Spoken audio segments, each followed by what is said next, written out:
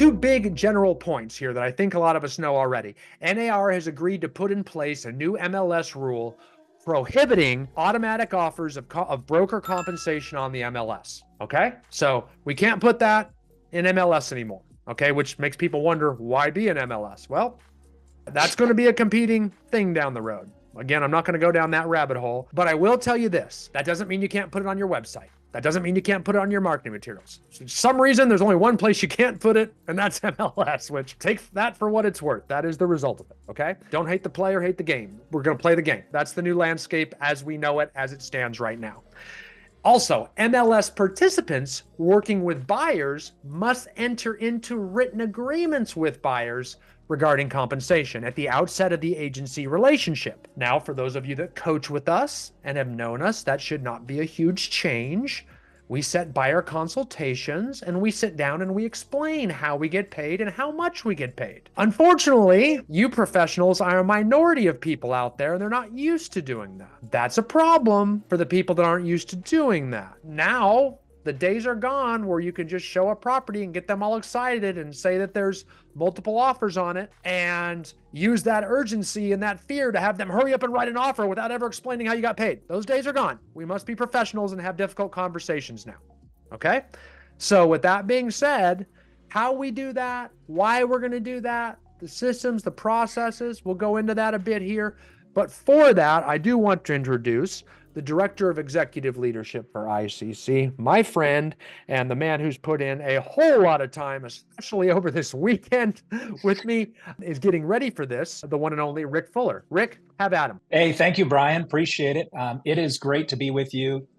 As I'm looking at the front page of nearly every media outlet, whatever one you're looking at, it is saying something along the lines of, the real estate industry is dead, 6% commission is going away, the seismic changes to the real estate industry, and your customers, your clients, your sphere of influence, maybe your active listings and active buyers, they're seeing this.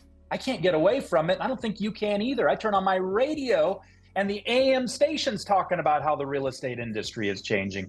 So we have been a part of so many of these types of calls and Zooms and things with other versions of leadership. And here's what we discovered, that real estate agents need to respond and they need to know how to respond. And that is going to be the fundamental difference between what we're going to do for the next 30 to 45 minutes on this call. Is we're not going to necessarily break down the lawsuit, why we agree or why we disagree or why we like NAR or why we hate NAR. We're not going to do any of that.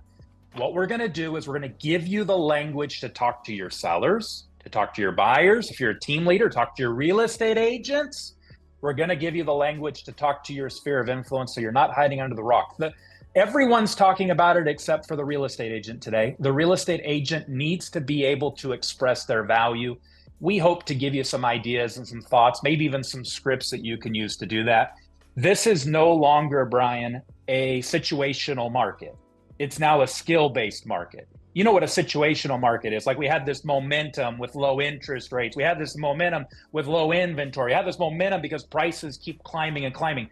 We're entering into a market. I think we've been there for some time. It's skill-based. So you and I having the skills to be able to articulate our value matter today more than ever before. And that's going to be the content of today's conversation. So I'm excited to be here. I'm excited to answer all your questions. Let me just say this as a disclaimer. You know, Brian, you talked about not being your attorney, but you're not their attorney. Both of us are brokers. We're not their brokers. But you know what else? There is a lot of uncertainty with this settlement. So we're going to do our best to respond to what we know and what we feel comfortable with. There's still a lot of things to figure out. That's why you need good training and good coaching and good resources and good people that you're following. We're glad you're here. So Brian, I'll turn it back to you. Yep, I love it. And I think one thing I want you guys to all be thinking about right now with regards to that opportunity, Rick has done this. We're going to give you a lot of things that we should be telling to our clients, our buyers and our sellers. Wouldn't that be neat if after this, and you have all this knowledge, or maybe you, after you look at my YouTube baby and you review it a few times, you then turn around and share your own 3-minute video with your sphere of influence on Facebook, maybe in an email to them all, maybe in text messages to them all, explaining to them what's going on so they know what's going on. Okay, because we're going to give you the scripts and dialogues. We can present it in a logical fashion, not like one of my YouTube trolls would comment on it with, right? It's going to be a very logical, calming fashion to assure them basically that you still work for pay and that everything is going to be fine.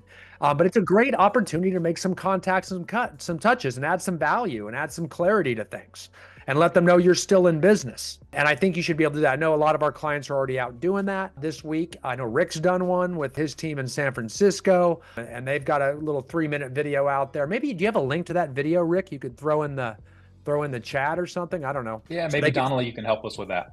yeah, if Donnelly could throw that in the chat, you could actually see what a sample video looks like, just an informational based thing to throw out there. You could save that, just copy it, and get that. And Brian, I'll post it to the Real Estate Roundtable here shortly as well. There's a good call. Yeah, there we go. So get in the Real Estate Roundtable, get that YouTube channel. We'll go from there. Okay, so we need scripts for, should we start with agents first, Rick? You want to start with agents? Well, Brian, you're talking about our sphere of influence in the general public. Why don't we just give them that script right now? Why don't we just define that? And I think it's also what a broker owner or a team leader would say to the agents so we don't get panic, right? Yeah, so let's look at this thing from the perspective of our buyers, our sellers, our sphere of influence, our family members, our friends, our clients. They're reading about this stuff. So you have to address it. You cannot ignore it. You can't climb under a rock at this point. So my suggestion is the way that you responded is that you define that the what has not changed, only the how and when. Well, you're still going to have a listing agent. True or not true? True. You're still going to have buyer representation. 9 out of 10 buyers were represented by a real estate professional over the last 10 years. That's still going to be the case. There's still going to be a commission paid. The what has not changed. That is still the same. Even, when you see these articles defining the 6% commission, this settlement did not decide compensation. So not even the compensation changed. NAR has a press release on that today. So what did change? The how and when. Typically, Brian, if I'm coming over to your house and you're my seller and I'm listing your property, you and I are going to define what a buyer's agent is going to be paid at the time of listing. Pause. Brian, do you realize how freaking crazy that's been all these years?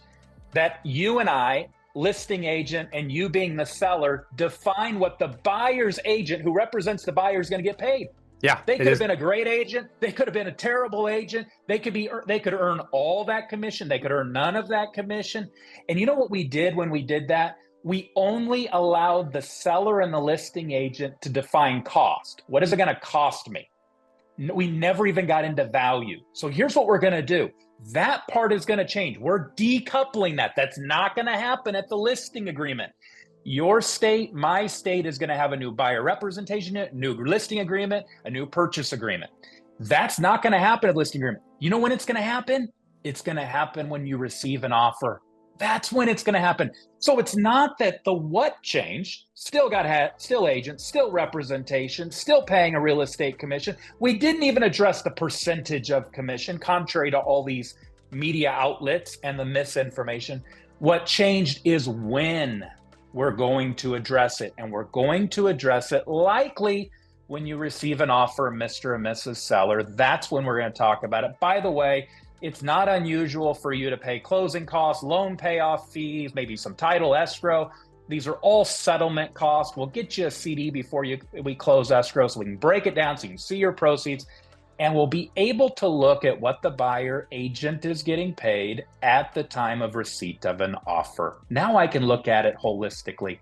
That's the message. The what didn't change. It's the how and when we look at that buyer's agent commission that has changed. That's big. Let me unpack a part of that because we actually just talked about a script for a seller there, right? Okay, so we're setting expectations up front with the seller, okay? Yep. And I know you guys call settlement statements and closing statements and estimated closing costs different things in different ways in different parts of the country. But if you are not used to taking a listing and then shortly thereafter, obviously get the listing agreement signed, shortly thereafter getting them an estimated settlement statement. So you're going to actually show them what their closing cost itemized will be. Guys, if you're not doing that, Quite frankly, it's one of the reasons we have this lawsuit. It's a lack of professionalism. I mean, wouldn't you expect before you get into a transaction to know what all your costs are going to be for any transaction? Like, we can't just kind of get in and say, okay, here's how much you're going to pay this person, this person, this person, this person. And it's going to say estimated because those costs may change as the transaction moves on. But we have got to get them estimated closing costs. If you do not have software to do that, your escrow, title company, closing company, all of those people can help you with that. And then we're going to put in there an amount to compensate a buyer's agent, excuse me, that is competitive in your market. Okay. It's going to be a competitive amount, hopefully. Right. And so that there is room to compensate a buyer. Now, that's very hard if you think MLS does all the work for you, because it doesn't do all the work for you. Because your client doesn't know about the amount of compensation in MLS. You see what I'm saying? So unless you show them what your costs are up front, we've got a problem. And guys, same with the buyer consultation. We got to show them what their estimated costs are based upon the prices in the window of price of homes as they're looking for. Okay? So that's an extra step if you're not used to doing that. But man, my dad taught me to do that in 1987. I'm dating myself, but that's not a new thing. That's kind of the way we do it. We're not flying by the seat of our pants anymore. We're going to have to start, and it will not be hard for you. It's just a button, man. You put in a few numbers and it spits out a bunch of magical information. It's simple. Rick, go ahead. So what's the message to our family, our friends, those people who follow us, all of our clients that are out there? It's simply that the what didn't change. It's the how and when. It's that simple. It's not a big deal. It's taking all the misinformation that's out there, defining it properly. And I want to just underscore a point that I made because I think it's really important. We're moving to a place away from the listing agent and the seller defining the compensation that a buyer's agent who's representing a buyer is getting paid. Now, I am able to sit with my buyer. I am able to say, Mr. and Mrs. Buyer, this is how I can save you money. This is how I can make the process easier. Here's how I can ensure that we hit your timeline.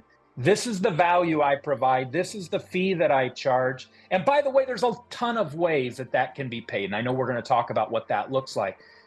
But now I get to define that with my buyer as a buyer's agent. I'm not letting a seller and a listing agent that have no idea what I do for a buyer's agent for that. And that'll be defined in a written buyer representation agreement. Agreed. I love that. Guys, I just want to let you know the video that I was telling you about is actually Christina posted it in the chat room. So open up your chat and go over there. There's just that 3-minute sample video of Rick explaining this to his clients. I see people already posting them. They're having difficulty with people not paying buyer's agent compensations already. Don't worry, we're going to get to that. We can fix that. Yeah.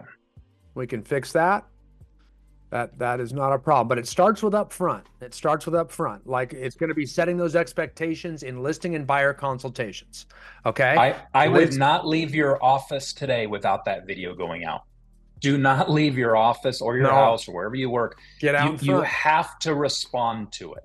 Do not look like you're hiding from this. Everybody's talking about it except for the real estate professional. That's the one person. We're the local economist for our clients. It's the one person they should be looking to is you and I in our local markets to guidance on what's happening in the real estate industry. Correct. Let's not let Fox News or CNN define that argument. Another thing I'll allege on that, or I'll kind of add to that, a script for the seller. This is also a great script for your agents and the general public. And a lot of you have probably been hearing me say it online. It's the concept of decoupling. Okay. Because people are playing with numbers, unfortunately. And the media has the narrative there. They're saying now that commissions are down to 2% and 3%. So decoupling is explained just like this. Okay.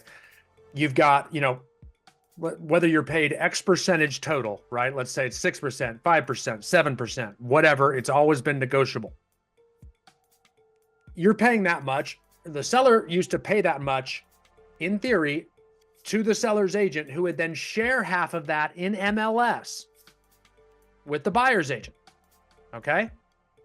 That is the way the chain had worked. Okay? Now it's no.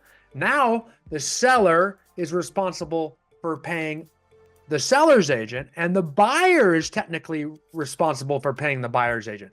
Same amount, just decoupled, where the person is paying directly the person that they are paying for. And I do realize if you are new to real estate, and when I say new, I mean you've been in it for 20 years or less, that is abhorrent to you, right? I mean, that's new to you. But if you've been in the business longer than 20 years, you remember a time where they literally wrote a check to the seller's agent and he shared half of it with the buyer's agent, where the title company would actually not cut checks directly to the buyer's side. There was a time when all that happened. Okay. Now it's all got so automated. We're just so used to everything being done for us. The unfortunate thing is we confuse the client here. And that's just the way it is. The client's confused, and that's why they came out with a really bad settlement. It is what it is.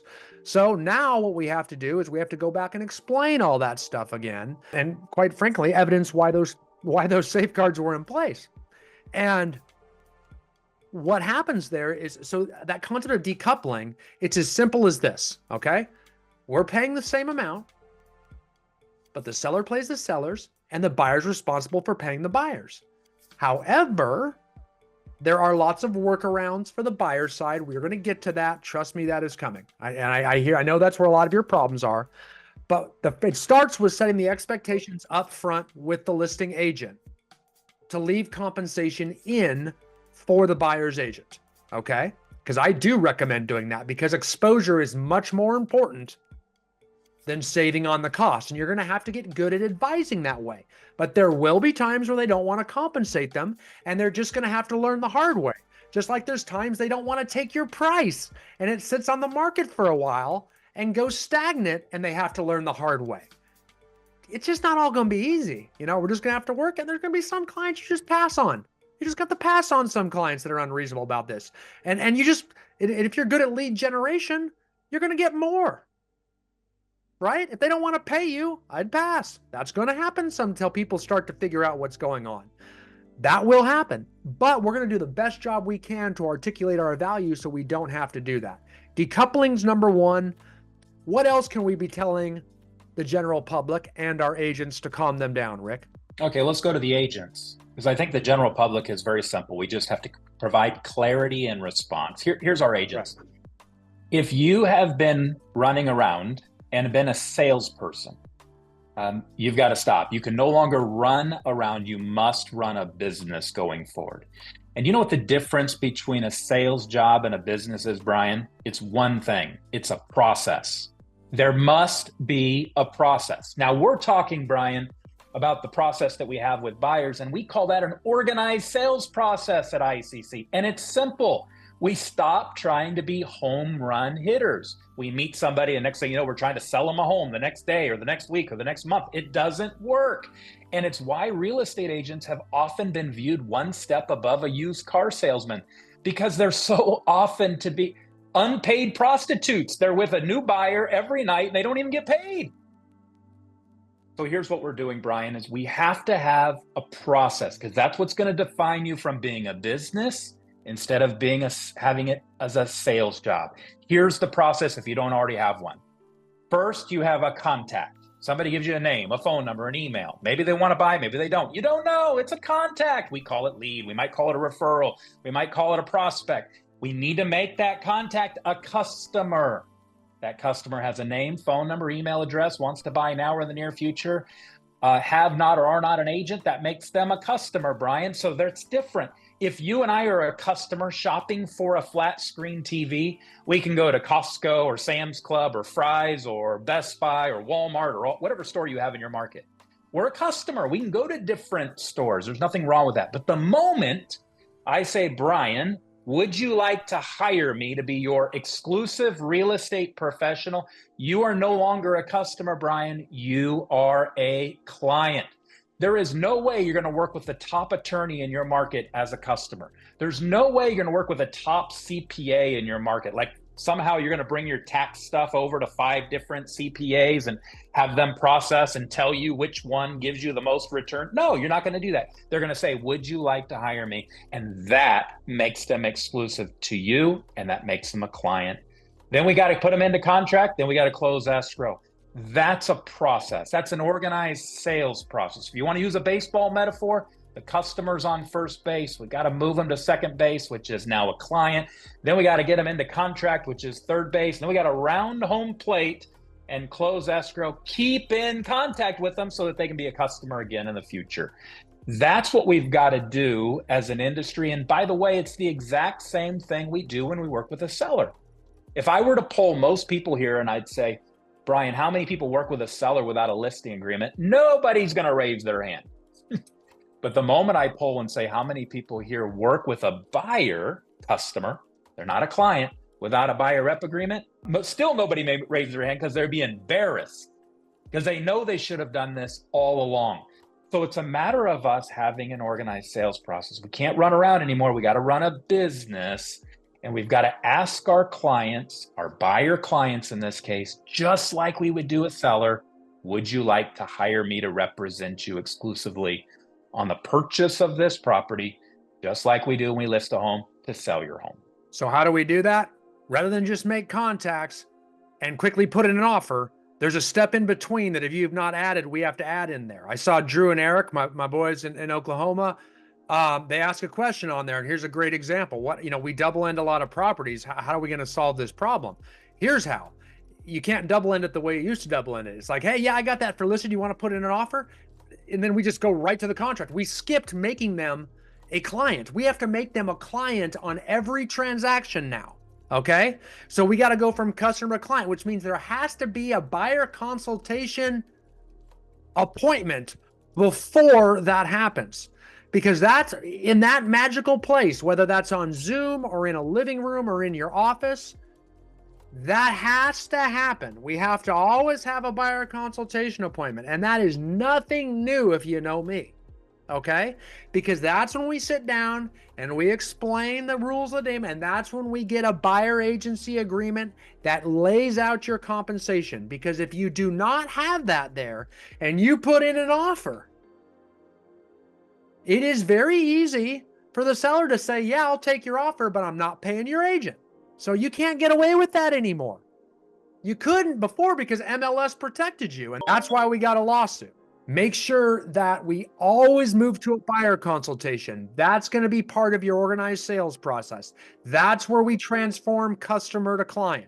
And that's when we sit down and we've got to get good at explaining exclusive buyer agency agreements. Rick told you how he does it. It's very, very simple. It's very, very simple. He sits down and says, would you like to hire me? Why don't you say it again, Rick? I like yours.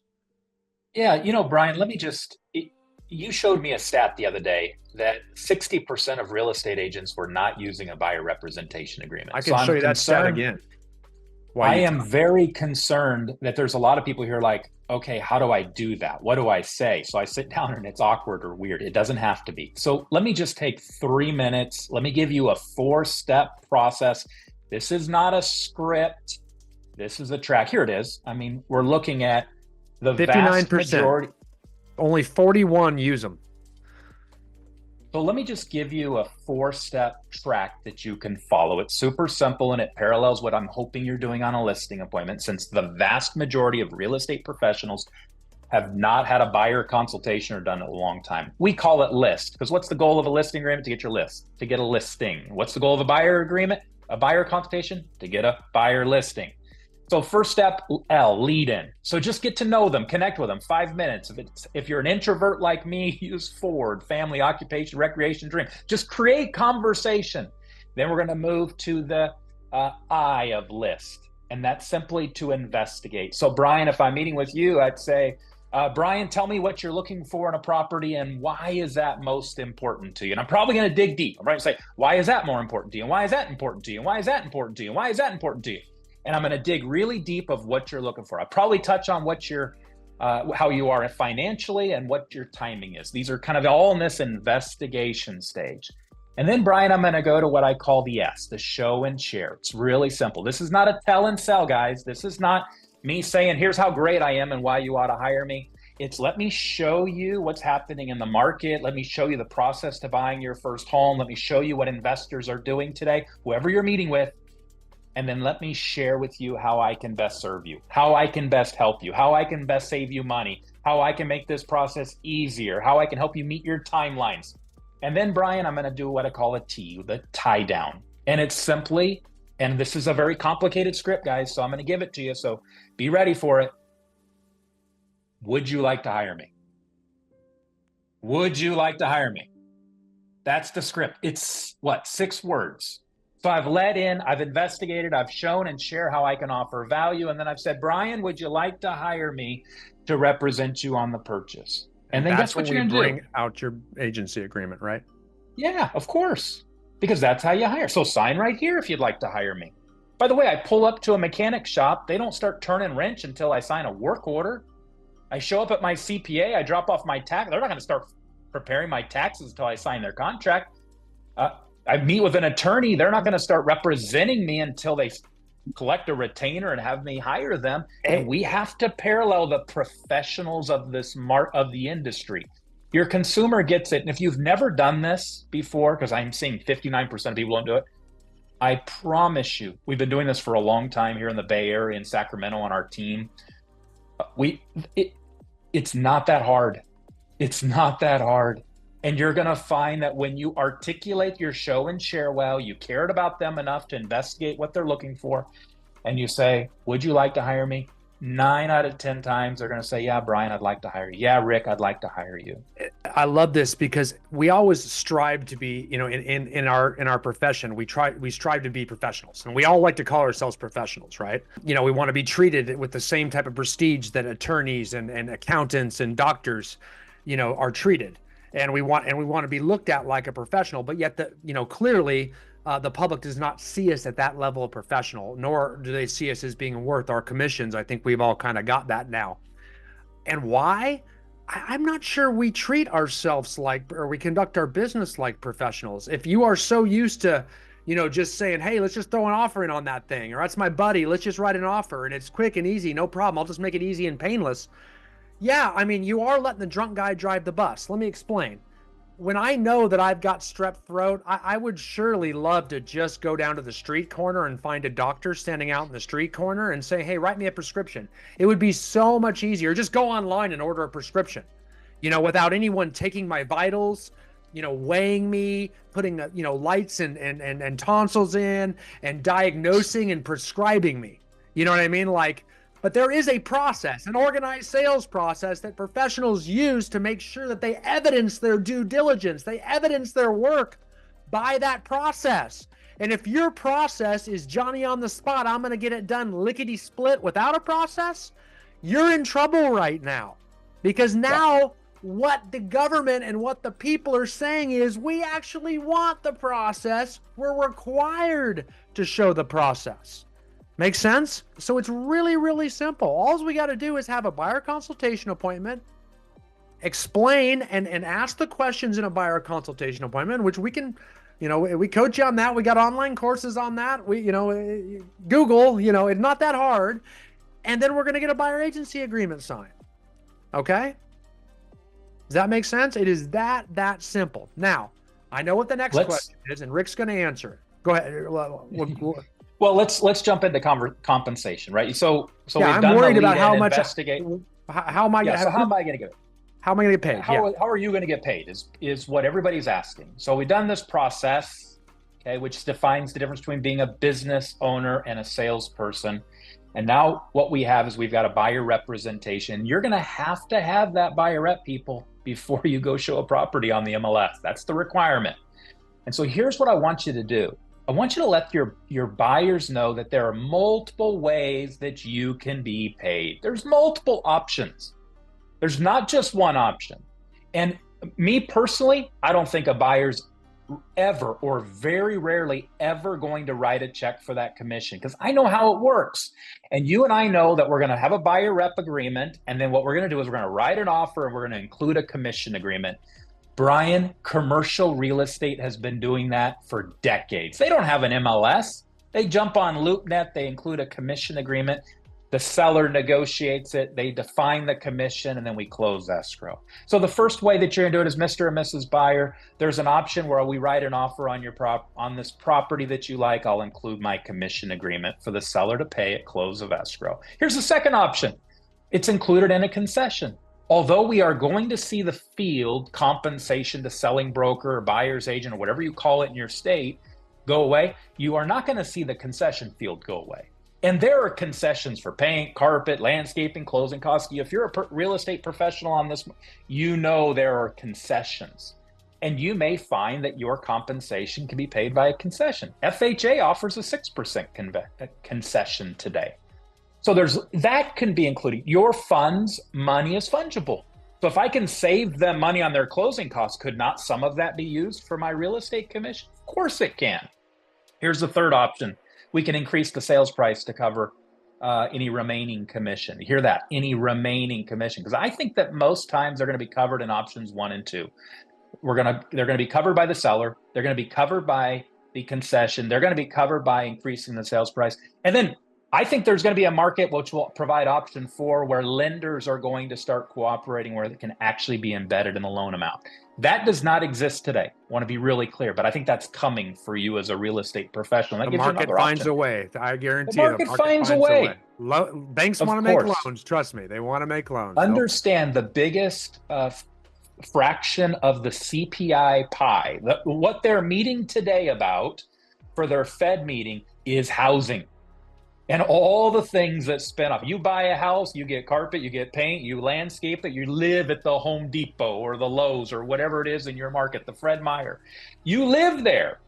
And so there is not going to be a reduction of real estate commission as a result. You're just going to have to articulate it differently. Mr. and Mrs. Buyer, if there's still money left over at the end of the day, then that's going to be your responsibility to make up that difference. I'm going to work through all of those options. By the way, Mr. and Mrs. Buyer and Seller, 9 out of 10 buyers were represented by a professional real estate agent. Mr. and Mrs. Seller, if you don't want to work with an agent that's representing a buyer, and all agents now have to have a written representation, understand you cut your buyer pool to 10%. You cut it by 90%. And I would ask you, if you were my client, Brian, I'd say, what's more important to you? Is it the buyer's agent or you having enough equity, proceeds, the highest possible price to transition to make that move next to your grandkids, your family, whatever your reasons for moving are? And I think that you're going to find these options, especially the top 2 or 3, are going to provide the solutions that you need so that your buyers can still get representation. The seller in some way is still going to be able to provide compensation. Nothing in the settlement prohibited that from happening.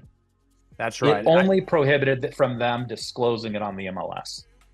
Exactly. And I think that that's where we get into a situation here where you're going to see this level of setting expectations up front with sellers. I saw a few people put in there, yes, it's going to be in your listing agreements too, talking about buyer compensation in there. Of course. You're going to see, it's required to be everywhere. So these conversations are going to come up more. And that's why people are saying that, agent commissions are going to go down. No, I don't think agent commissions are going to go down, but I think the number of agents will go down. I do. I think the commissions won't go down, but the rich are going to get richer. The professional are going to get more money. The ones that are able to have difficult conversations are going to be the ones that succeed. The ones that want to be lazy and just have it all taken, that's gone now. People aren't just going to use you because they're your friends. They're going to use you because you have a good process now. They're going to use you because you can have those tough conversations. That same doctor that's just writing, prescriptions on the street corner, that's not taking you in and doing vital signs, also is not the doctor that's going to tell you you have cancer. Okay. You've got to be able to have tough conversations with your clients. And right now on the seller side, we see that a lot. I see a lot of you saying, well, these sellers won't pay it. These sellers won't pay it. Well, you're going to have to evidence why it's important. You're going to need to be able to show them that other listing agents are offering 3% and 2.5%. And guess what? They're allowed to show it. They're allowed to have automatic offers of compensation, just not in the MLS. So you're going to start to see that on websites, in mailers. You're going to see it marketed. You're going to see a new competitive dynamic change. It's not going to be lazy and easy anymore. Agent numbers will go down. Agent commissions won't.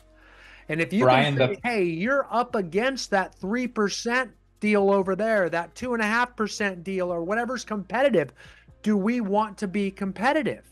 Rick, did you say something? Yeah, no, Brian, I think you're right on. And I think that the integrity of the professional buyer's agent that has the organized sales process that converts the customer to client, the integrity of their commission should go up. Think about it. I don't have to rely on somebody else negotiating my commission. I can meet with my buyers. I can tell them the value that I can bring in this process. Guys, understand real estate has created more wealth than anything else. I mean, the stock market doesn't hold a candle to the wealth that's been created with real estate. The average buyer is buying a house every 7 to 10 years today. And it's a complicated process that often takes months before, from start to finish, several months before it's concluded. And if you're in the state of California, like we are, it's litigious. And so this is our opportunity to be able to articulate that value. If you need help with that, there's 2 really good online resources. Let me give them to you. The first one is go download the 2023 National Association of Realtors survey of buyers and sellers. In that, they ask the questions, buyers, sellers, what did you look for in a real estate agent? What was most important? Take that document, okay? That's what they want. Then go download the 179 ways a real estate agent earns every penny. 179 ways. Take those 2 documents, start connecting the dots, and when they say, this is what's most important to me, look at that 179 ways that a real estate agent provides value, that they earn every penny, and begin to create that show and share for yourself so you can articulate your value. It's that simple.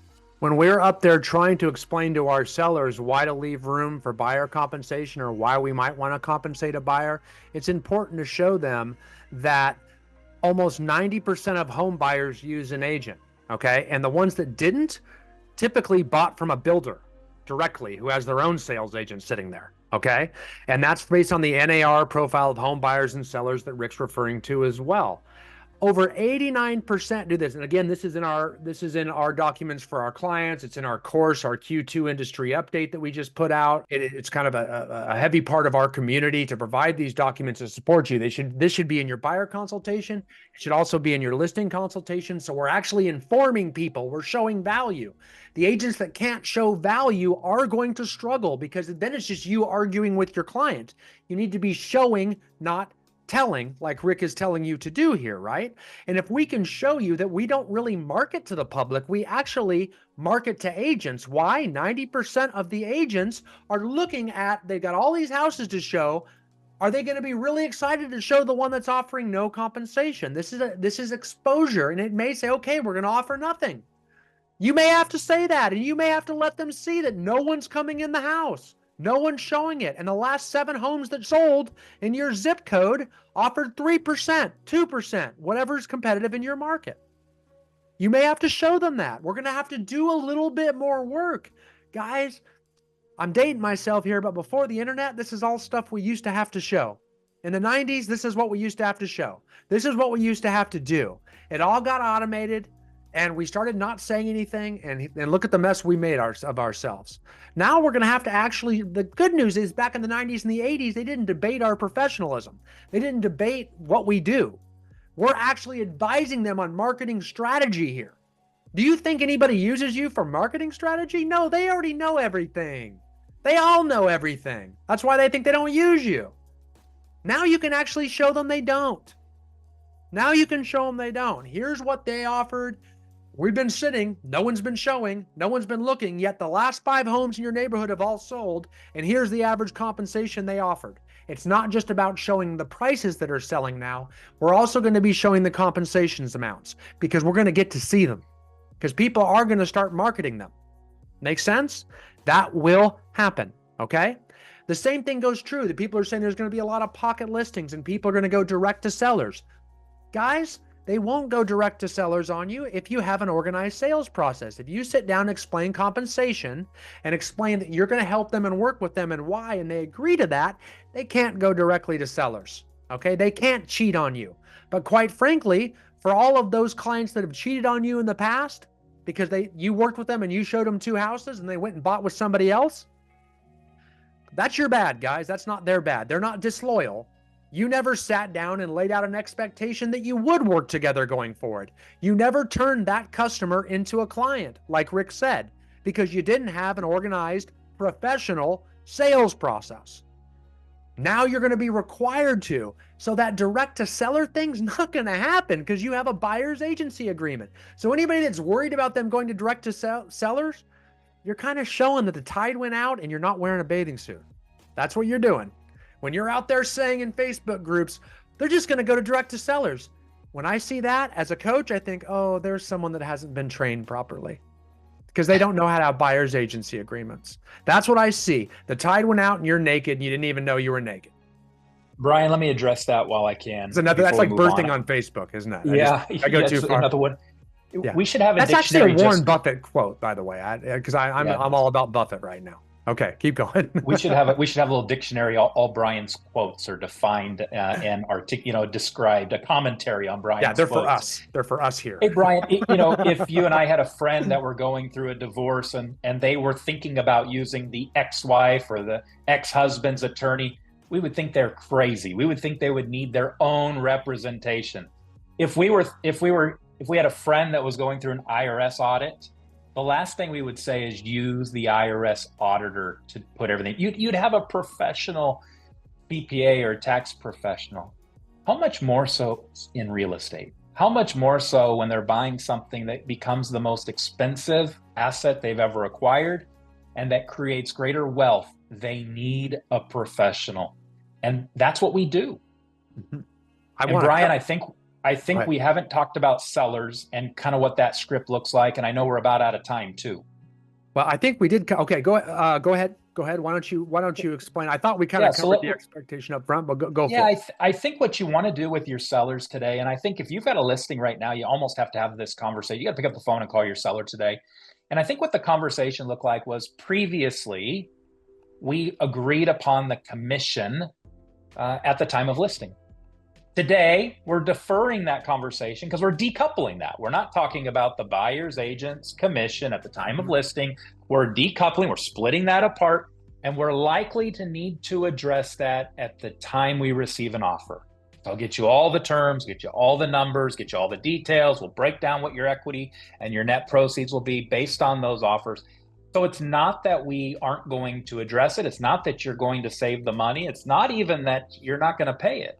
It's just we're going to defer that conversation until you get a bona fide offer, because it's likely to come in with an offer with a commission agreement, an offer with a request for a concession, an offer with a request to increase the price slightly to adjust for the real estate agent. Like all of these factors are going to come in, and whatever you call it in your market, the purchase agreement, the RPA, your state contract, it's going to come in there. So we're not having the conversation, we're deferring the conversation.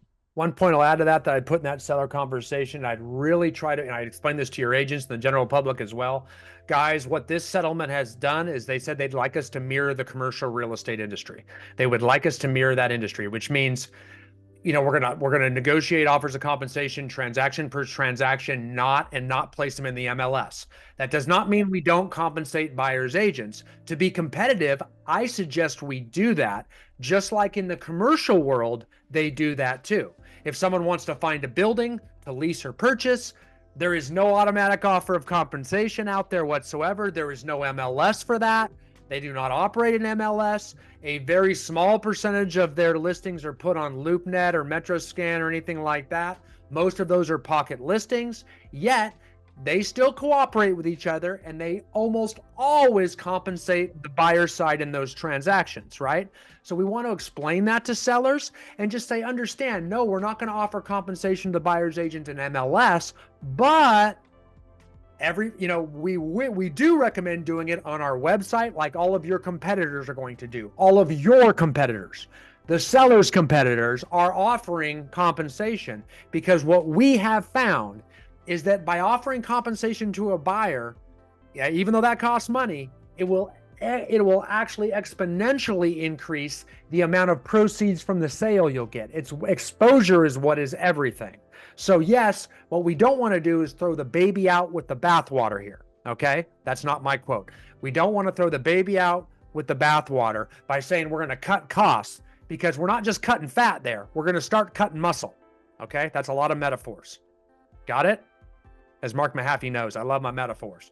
So we don't want to just cut fat all the way to the point where we cut muscle. And that's really important. Exposure is everything. Number two thing that I've been hearing a lot right now is this going to affect, especially with buyers, this is going to decrease home prices because sellers won't have to charge so much. This is going to impact home prices. Guys, that one drives me nuts. That's just madness. Okay. So two things, supply and demand are what control home prices, right? And of that, supply is what drives home prices, not demand. We know that. If you think buyer demand or affordability has anything to do with home prices, I don't know where you've been the last 2 years, but mortgage rates just doubled and no one can afford anything. Yet prices are still skyrocketing in the vast majority of areas, and home prices have done nothing but go up the entire time. The entire time, despite what the media has been saying about home prices. Okay. So we are seeing average home prices increase despite absolute hits to buyer demands greater than we've seen in decades. Now, if that still doesn't convince you, understand we're talking about cutting real estate commissions. What, maybe 1%, 2%, 3% if we were to completely cut out buyer sides, which ain't gonna happen, as we've told you. Guys, the average home price appreciation each year is 4 to 5%. Okay? Home prices aren't going down. There's just no way. All right? Let's diffuse that. But your buyers are, it's pipe dreams and denial in those buyer consultations. So please know those scripts to overcome those objections so that your buyers have a chance when they put in an offer right now. Know those scripts when you talk to your sellers so you can set proper expectations so they can get the highest price for their homes right now. This isn't for you defending you. This is so that you can strategically advise them to do what's in their best interest for them. And if you don't get that or understand that, we've got a big problem here. Okay, we've got a big problem. One thing I saw Nick Cameron, one of our coaches, log in and put this in the chat. This is actually really important. The language you use here is important. I would stop using the word commission altogether. That word, just remove that.